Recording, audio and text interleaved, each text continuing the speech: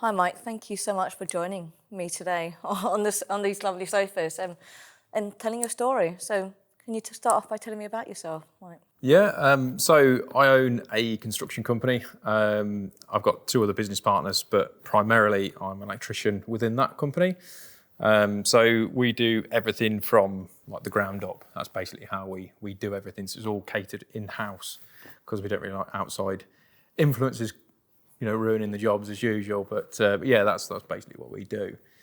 Fantastic. And in terms of what brought you here today to talk about mental health, what brought you here with that? Yeah, I think one of the big problems that we have in the construction industry as a whole, and just blokes in general, in fairness, is that we're terrible at, opening up and speaking honestly about if you're not doing okay. So for me, I've had many ups and downs and different moments and challenges throughout my life that has now led to where I am today. Equally looking at it from not always as a negative point of view, but also looking at it as, what has it done for me, I suppose, in some ways. But yeah, just trying to get people to open up, and it's all right. It's all right to talk about it. And the more people that do openly talk about their struggles, it can only be a good thing. So that's what I thought. I'd join you today to have a little chat about that, if that's okay. Absolutely. As mates of mine, our charity is here to support you all and to say it's so important that we talk about it. And you just touched upon something there that, your experiences has led you to understand why it's so important. We join together and speak up and we support each other. So do you mind sharing if you don't mind? Yeah, that's fine. Yeah, in fairness, if you go right back to when, with kids and stuff like that, is when I would class myself, as most tradespeople probably will, as a bit of a wayward child, because that's why we don't like school. We work with our hands, and all that sort of stuff. So, and I know from me, personal experiences from schooling, I was written off as a child, very, very young age, made out to be very naughty, aggressive, wild, all these sorts of things. And it's actually quite far from the truth. I'm actually a really caring person. I'll do anything for anybody, and a very respectful person. And I think that they got it wrong. I think it's only in my later life when I've realised that I've got dyslexia and I'm currently in the process of, getting confirmed for ADHD and all these things. And there's always been these signals, that sort of lead on to that, going, yeah, actually, it kind of makes sense as an adult now, a parent. I've got 3 children, and you kind of go, actually, yeah, all these signs are there. It's just that, I'm a little bit older. So in those days, you were just a naughty kid. I got into rugby a lot as a younger age. In there, a lot of my mates played, professional rugby as well, and I got into doing that and that brotherhood, and it allowed me to vent, some of the anger at the world, because I was set up by, all these what peers should have been is you're no good, you're this, you're that, and in reality, that's so far from the truth. But you play up to it as a young adolescent. You'll play up to going, yeah, do you know what? If they think I'm bad, I'll show you, and it's not really the case always. Obviously, you've got issues that could go on with anybody else, but yeah. So I found that quite hard in an early stage, and then I actually did a different trade.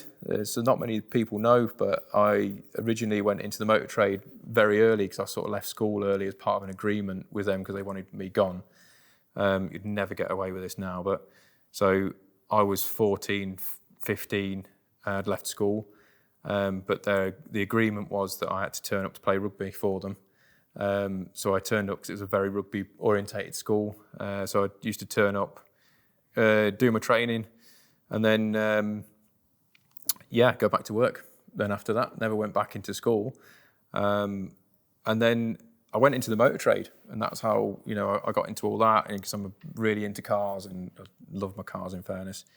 Went into the motor trade, And, you know, you're in the big boy world and all the rest of it, still angry at the world and all the rest of it, but it was a family-run business that, you know, they sort of took me under their wing a little bit. And in fairness, my old boss, I'm still in contact with him, my first ever boss, and he taught me so much about business and how to conduct yourself as a young adult, should I say, for business in particular, because he was grumpy, which I took into everything. I still use it today. A lot of the skills that he taught me, but then I got to the highest level of training you can do in my eyes anyway for in the motor industry. So I was a master tech at 21. I couldn't go any higher, and I was just specialising in fault diagnostics, and I just got really bored, and I retrained as an electrician and just went straight out on my own. And yeah, it was really cool because I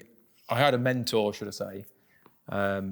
So Terry, who used to live across the road from my first house, so he was a time-served Sparky as such. So it was great because we'd sort of swap days and things like that, and it worked really well. But he was great in showing me the ways. I wouldn't recommend doing it my way by any means, but it allowed me to do the things that I can do now by having that sort of mentor there. Like, do you know what I mean? Absolutely. And you said there, you know, you just said something there. You wouldn't recommend doing it your way, but in fact, it's your way, and it worked. And I think what you touched on was having a mentor and having someone supporting you. Yeah. So, you know, the importance of that, of someone reaching their hand out and saying, I don't care about any of that, or, you know, about your history, I'm there to support you and I can see potential in you. And at that point, it sounds like you've had quite a journey from up to 20 and holding things in. May I ask, what, during, you know, kind of growing up, what held it in for so long? I think it was just I was always portrayed as that, so you believe it. I think in some ways that you're a bad person, and I think for me is hiding it. It's also a stigma, isn't there, around mental health and stuff like that. Is you're mental. I mean, it's just stupid, really. And there's a big thing of like, you know, just man up. You know, what's your problem? And I never really acknowledged how bad it was until I think when I really started to acknowledge issues, should we say, was when my father-in-law died. I was 24, just set up my business then properly, just bought my house, and a year prior to that, he got diagnosed with cancer, and then we just got married, just had my baby, my eldest. She was 4 months old when Steph passed away, and I was nursing him because I didn't want anyone else to do it. So they'd send, like the NHS, and so they'd send carers to come and look after him, but I'd send them away because I wanted to do it out of respect. And so I was taking care of him, and the last 3 weeks of his life, I literally never left his side, and that had a huge impact on me mentally. I collapsed a few times at his house while I was taking care of him because I just literally zero sleep and all sorts of stuff, and carrying him upstairs and stuff so he could be in his own bed and things like that. I was 24, and you're having to deal with all these things. And I think what happened is when I was there when he took his last breath, and sorry, it's a bit deep now, isn't it? All this, but you're welcome to share whatever you want to share. So when he took his last breath and stuff, and then naturally people come around, because Steph was a very proud man, and he didn't want people to see him the way he was and stuff like that. And people, when they came round, they were always asking how my wife was. She's an only child, so asking how she was and asking how my mother-in-law was, and no one ever asked me if I was okay. And for many years I held that quite personally, but I think now, as I'm quite a bit older, I've now learned to accept and let that go, and just go, do you know what? They didn't know what to do, and they didn't want to upset them, and they didn't. It's not that they've done it maliciously, but at the time, for many years, I thought, why didn't they care about me? And it wasn't that they didn't care. It's just that the process, isn't it? I suppose, of dealing with it from what they've just done. So yeah. So that was a interesting time, and I sort of held that in for a long, long time of acknowledging. But I think that was when I really, so 2 days after my father-in-law passed away, I went and ordered a new superbike. And because I thought, well, I could be gone tomorrow, but then instantly didn't think about all the other issues, like, you know, my wife worrying about every time I leave the house and all this sort of stuff. So I had to cancel that order. Still waiting for that bike, by the way. So yeah, so one day. Thank you. Thank you for telling us, No for problem. telling everyone who'll be watching this. You know, that's when you realise that something is happening here. Yeah. And clearly, you know, and the way you told the story was, you just got married, you got your kids, you know, you've just got a new house. Yeah. We actually had a meningitis scare with my daughter as well at the same time, which I forgot to mention. So she was on level 4 of the hospital, I think it was, and my father-in-law was at the time then was at level 1, and we had to tell all the staff not to say anything to him because he's a flapper, as I'd call it. So he'd be panicking, and we didn't want to make that worse. And then, luckily enough, she was fine, but we had to spend 3 days in hospital. And then, and I still remember it now when he was like, he kept saying, "Oh, how's the baby? How's the baby?" Yeah, she's fine. So he had to lie to him all the time. Yeah, he's at home, and you know, why isn't obviously my wife there? And I was like, oh, she's just looking after the little one, you know, and just lying. And then I remember quite clearly that when they said, that's it now, to my father-in-law, there's nothing we can do for you. He's been bedbound for 2 weeks, 3 weeks at the time. There's nothing you can do for him now. And I remember going into like the cubicle thing, the bay thing, and I was like, "You're right, Steph." And he goes, yeah, I'm all right. And he said to his wife, "Oh, don't mind going and get me a coffee from the front door, dear." And she's like, "Well, why can't I just get one from around the corner?" And he's like, no, I prefer the ones like near the front. So she's gone down, and as soon as she was out of earshot, he just turned around to me and went, "Get me out of here." I was like, "What?" And he says, "I don't care how you do it, just get me out of here. I want to go home. I want to die in my own bed." I was like, "All right, fair enough." So I went to the doctor and I said, "Right, you need to get your stuff. I want to take him home." And he says, "You can't take him home." So they refused. So I basically stole a wheelchair and put him in that. And I've wheeled the chair in, and he went, "Oh, Mikey." He says, how have you done that?" And I said, "Yeah, it's all right. They said you can go home." He was like, "What?" He says, "Oh, brilliant." I said, "Yeah, jump in." He still had his backside hanging out of the gown, like, and just wheeled him into the lift and took him home. And we had a moment in the lift where there was mirrors on there, and I think it was the first time he saw himself for a little while. And he wasn't in a good place, and he just said, "Oh, thanks for doing this," like, and I went, "Yeah, it's all right, no dramas." But obviously, you just push it down. It's everything on the inside. I'm just dying on the inside, but you just suppress everything, and because you have to be the big boy, and just I'll deal with that later. And that was always been my thing. I'll deal with that later. I'll deal with that, and I call it almost going into like a military mode, where I'll just go, "Do you know what? I'll deal with one foot in front of the other. I'll keep pushing forward until that forward is no more, and you have to do something about it, or issues happen." Absolutely. And you said something, you have to be a big boy. Yeah, that's right. Put your big boy pants on. Big boy pants on. Why? Why did you feel you have to be a big boy? I think for me is because one of those things is that my father-in-law was very proud, and I'm not blaming my father-in-law for any of these issues at all, because I'm not. But I wanted to be the man that he was, if that made any sense. And I remember him sitting me in the garden after I broke him out home, and we sat in the garden. But when he was in the hospital, he'd been moaning for years about these conifer trees, there's massive conifer tree hedges. And while he was in hospital, I took them all out for him. I dug them all out, landscaped his garden a bit. And he came and I was like, "Oh, bloody hell, what have you done to my garden?" And I was like, "Yeah, but it's smart now, isn't it? It's what you wanted." He was like, "Yeah." And we sat in the garden, and he said, "Look, you're going to have to make some tough decisions soon, son." And I was like, "Right." And he says, you're the head of the family now. I can't make decisions anymore."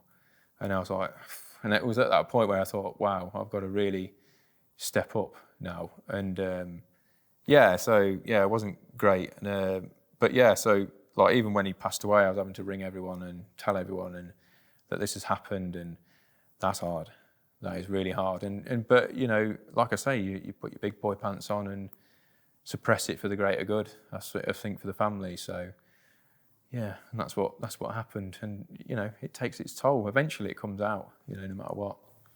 Absolutely. So how are you feeling right now? Yeah, so a lot's happened since then. So that's been 15 years. So obviously the pressures of the business and all that sort of stuff, that is massive at times. If anybody knows who runs a business, or whether you're like us, you've got multiple lads who work for you, or you're on your own, it's hard. It is really hard, and it's not 9 till 5. Anyone who says it is either running a very rubbish business, or is not really running a business at all.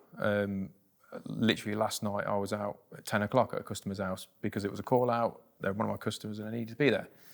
So a lot's happened since then. A lot of pressures and stuff like that. And I've had some various low points, should we say. So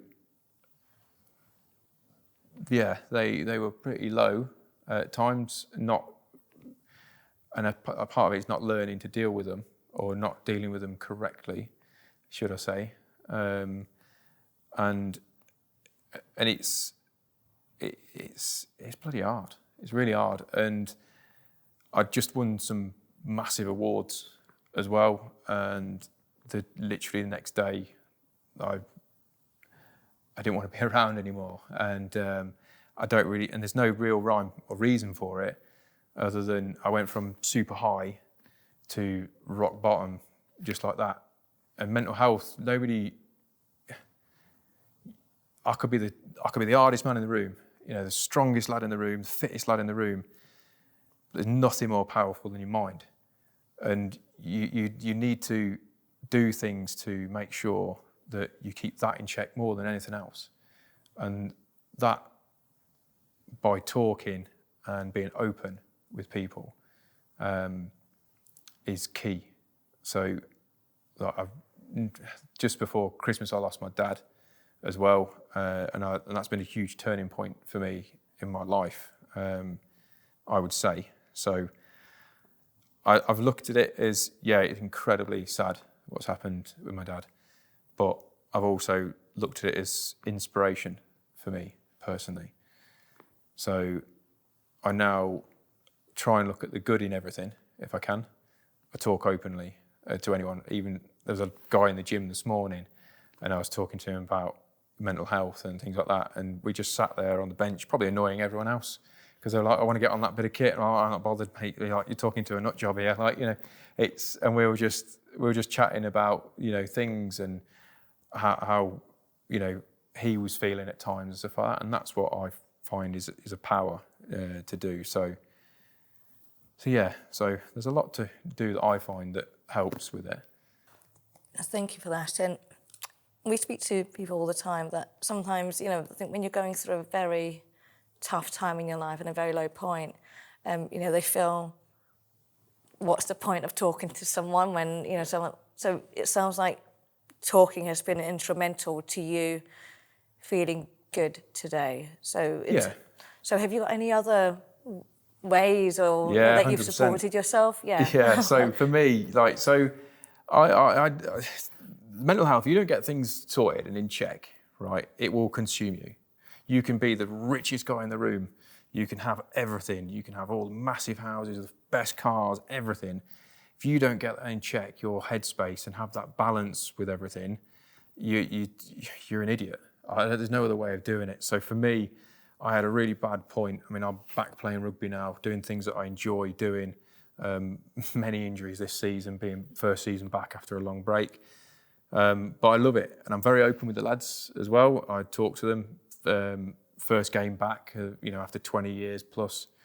In the huddle just before the kick-off, many of these lads I've never played with before, and we're all linked arms. And just about in my head, when I play rugby, I'm like, right, I'm going into battle. I'm very switched on, very focused in what I'm doing, because I know I'm going to get the bejesus knocked out of me in about 2 minutes time.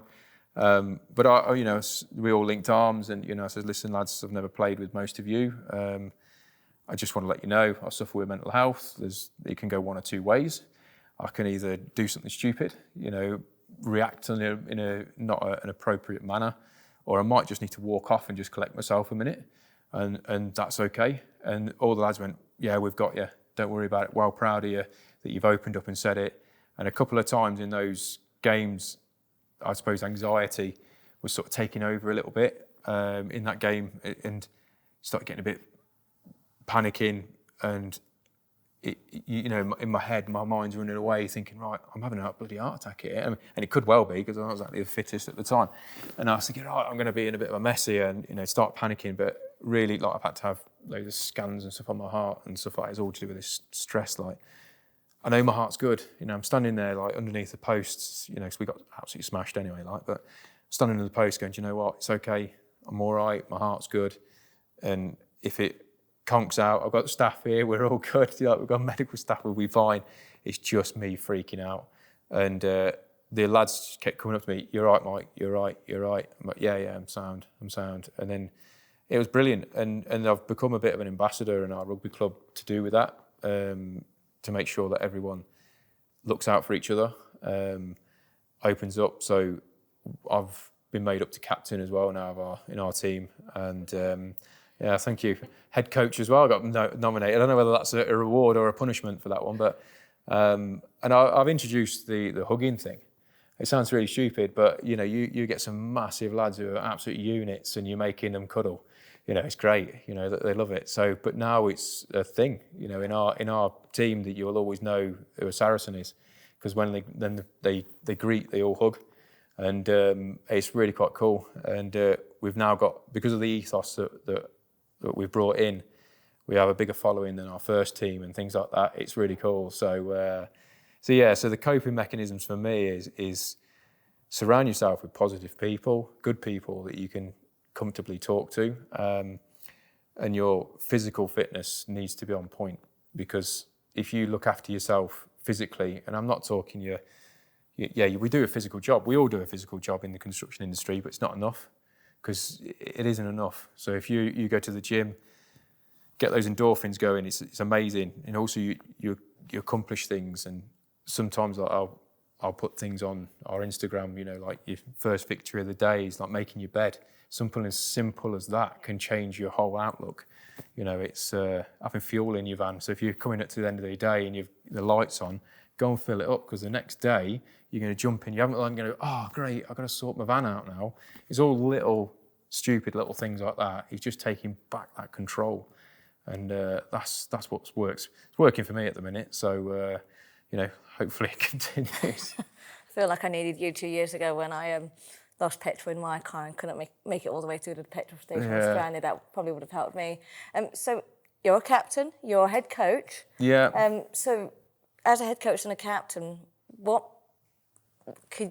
would you say to someone right now if you spotted that they were feeling on edge, sweating, just looked like they were not themselves? Yeah, I mean, the biggest thing, do you know what, is I've done quite a few things like this before, and I always say to people, it's that double ask, because every bloke you will ask, you say, you're right, mate, yeah, I'm great, okay, and then they leave it at that. If you went, yeah, is everything all right, yeah, are we all good? And I tell you now, you'll get much more of a response on that. I mean, we've got some of our lads that there's been a few concerns this season, moving into this season, and I will personally go, can I have a word? And they're like, oh, great, what have I done? And it's like, look, are you okay? Because you've been a bit quiet, you're a bit distant, what's going on? Is there something we can help with? We're a family, so if there's something going on at home, we can sort that out, or try and help sort it out, depending on whatever it is. But, is it your job? All these sorts of things is opening that line of communication. I think that's the biggest thing. And some people, they just need to know that you're there. I've got a really good support network. A really, really good mate of mine, he rang me yesterday just because they get to know you. When you open up, people get to know your tells, I suppose. He rang me up yesterday because he noticed something I'd put on a reel, and it wasn't. I didn't realise I'd done it, and he just rang me. He said, "Oh, I'm just checking in with you, mate." I thought, "Yeah, I'm all right. I'm okay. What are you doing?" "I'm just lying upside down in a loft at the minute." And he's like, "Oh, that sounds fun. How hot is that?" "About 36 degrees in here." And he's like, "Oh," he said, "Everything all right?" And he's like, "Yeah, fine." And he says, and it's that little bit of recognising signs, I suppose, in some ways, and just being brave to just go, is everything all right? You know. And you said some brave, because you said you've asked, you are, you play many roles, and one of those are supporting other people. Yeah. And we talk about speaking up, but we don't often talk about what it takes to help someone. So when you have asked people, are you okay, mate? It just comes natural to you. Have you ever had a bad response, or has it ever gone wrong? Yeah, it does. I was hoping you'd say no. No, because in fairness, because some people, right, they just don't. They're of the old school, and they're just like, oh, mental health doesn't exist. It's a load of rubbish, and they're probably the ones who need the help most. And I think I got asked to do a podcast by somebody else, and he said, oh, is there anything you want to talk about? And I said, look, every podcast I go on, I will talk openly about mental health. And I'm not a counsellor, I'm not an expert, I'm anything else. All it is, I just want more people to recognise that it's all right to talk about it. It's okay. We're all human, and it's okay to talk about it. And he said to me, oh, I'm not talking about any of that rubbish. I says, why do you think that's rubbish? And he says, because it doesn't exist. It was something along the lines of it's a thing for the weak. And I said, okay. I says, well, if we went on the rugby pitch and you were playing against me, would you think I was weak? He's like, well, what's that got to do with anything? I says, mental health is nothing to do with toughness or things like that. I says, you can't control that. And it certainly doesn't. The darkest places you go to with mental health does not mean you're weak. It means that you're struggling and you need different ways to cope with it. And I said to him, I'm not coming on. You can forget it. If that's your opinion on there, you're entitled to your opinion. You're wrong, but you're entitled to it. And I don't want to be a part of that. And I think that's something that is the only time I've ever had somebody where they just outright was ridiculous, really, with it. Some people don't know how to respond to it, and I understand that, because especially the older generation, they're a little bit, it's a bit awkward, this, isn't it? Oof, you might start crying in a minute, a bit like that. It's like, well, no, I'm just expressing my feelings, really, with it, and I'm telling you where I am with it. But yeah, so that's the only time, really, I've had any semi-negative with it, I suppose. Yeah. With the industry that we're working, you're bound to get those those responses are expected, and that's why some of the reasons why people are worried or are anxious to even ask or know what to do in that instance. So, I think what you said to that guy right there was, mental health affects anyone. It doesn't matter. Doesn't discriminate what you've with got anyone. on, or No. exactly that. So I guess to that gentleman that told you that, what would you say to him then? What would you say to him again to convince him that it could save your life just by talking? I would probably say I just hope he never comes across it himself, and he's always happy. And if he ever struggles with anything, then he could probably then reach out and maybe need a bit more assistance than most other people. But for me, I just think that's just ridiculous. Well, thank you for, no, that's fine. I guess, fighting. It sounds like sometimes it is a battle when you have those kind of conversations, but it is. The value you get, in just being courageous and taking the risk, I suppose, by asking someone, is brilliant. And you do this, you do your podcast, you've got your own business, how do you manage all of that as well yourself? Yeah, I mean, a lot of people, when they realise what I do, me personally, so they're always like, wow, that's mental, I don't understand how you do that. But a lot of it is discipline, and I think that's a huge part of, taking check of, your mental health and stuff, is being disciplined in multiple aspects of your life.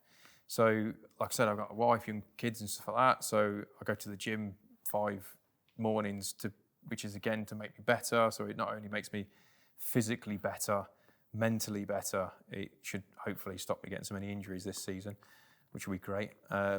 So I do that. So I'm up at 5:30 in the morning. I'll get up, have my first breakfast. I'm at the gym as soon as it opens, train for an hour, back home, have my other breakfast. Then I'm off to work. And then once I'm at work, I'm filming through our YouTube channel, stuff like that in the day, and then get home, and then depending on whether I'm rugby training or coaching in the evening, because I coach my boys under 14s team as well, and then get home, fit your family life in and all the rest of it, and then I'll be in the studio and doing other YouTube stuff, things like that, quoting and all that sort of stuff, and then hopefully, weekends I try and pack in as much as I possibly can. So, I'll go out hiking and all that sort of stuff and play golf and all these things. But everyone has the same 24 hours. No, You've just got to fit it in, whatever you... The thing is, what people don't realise is that we do all have the same 24 hours, right? And how often... I mean, I use social media as a business, right? So it's a big part of my business. So if I'm on my phone and I'm creating some content of whatever it is, so if I'm creating a reel, that's for me promoting my business. You won't find me sitting on my phone for anything else unless it's benefiting that. I won't be sitting there scrolling through TikTok, watching stupid videos of cats or whatever, because it's waste of time. Are you looking at my phone? Well, I'm just saying, I don't do any of that because that time is precious to me. So I go, do you know what? I'd rather play with my kids outside, and having that separation with that's something that, we can all do, and how easy is it to sit there on your phone and scroll, and before you know it, you're 15 minutes down. What can you achieve in that 15 minutes? And it sounds stupid, but... Not. You I'll really stop can. you right there. Not stupid at all. You can achieve a lot. I think to get to that place where you're in control of your time, Yeah. understand that every minute, second is precious to you. Yeah. That's euphoric for me. To be at that place. Do you ever say no? Do you ever say no to things when it's too much? So I'm learning to say no. I think the problem is you can be a busy fool, and a people pleaser sometimes is what also can have a massive effect on you, because you can promise things because you can't say no, which then realistically, if you just said no, you wouldn't be so stressed with everything, and you can take a step back. And I'm literally just learning now how to say no. I don't really enjoy doing bathrooms at all. And I went for a spell of doing, I think we did 7 or something like that, back to back.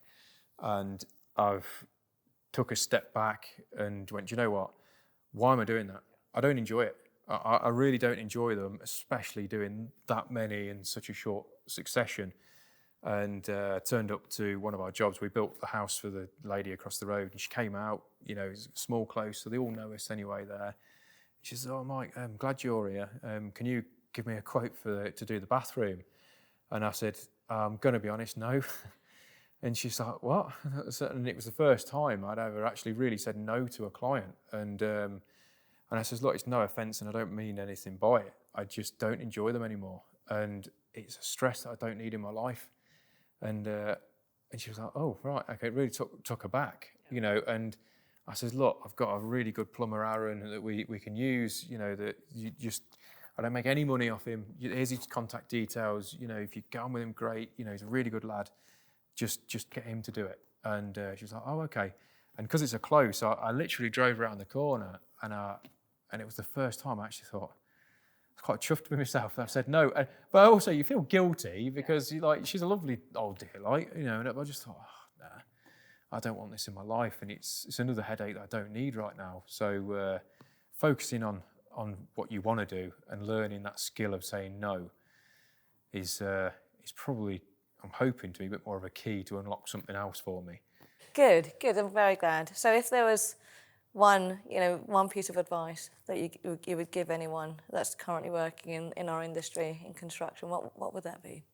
I would say, right, so there's a few things. Okay, feel free. Right, so is make time to do the things that make you happy, first and foremost, because if you don't do that, what you're working for, and if you don't learn to take control of the other aspects, like your physical health and your healthy eating, although I'm not the best at that, but I'm a bit better, ultimately you will suffer.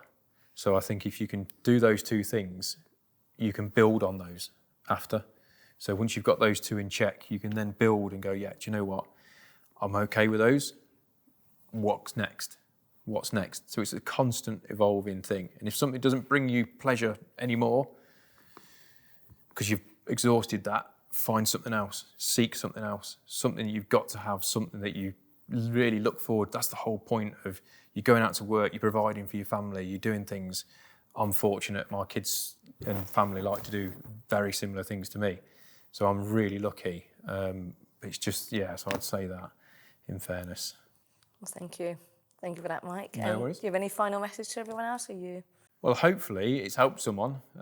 If it has, that's brilliant. Like I say, I'm not a professional counsellor and stuff. There are lots of counsellors out there who are fantastic at what they do, much more qualified than some idiot Sparky sitting there moaning about life in general. But if you can talk to people and reach out if you are feeling low and just struggling in general, then do it. You know, there's just put your big boy pants on and do that, you know, I'd say.